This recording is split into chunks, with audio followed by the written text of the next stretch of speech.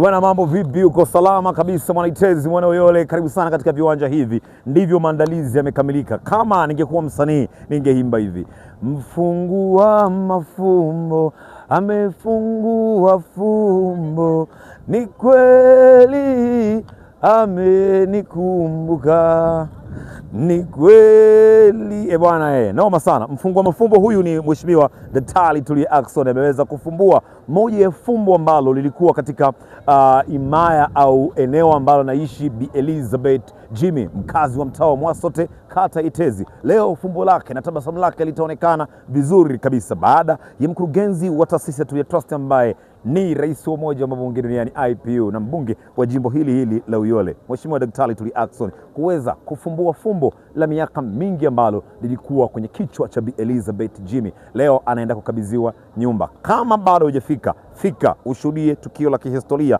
la kuweza kumfanya Bi Elizabeth Jimmy akatabasamu. Fumbo limefunguliwa.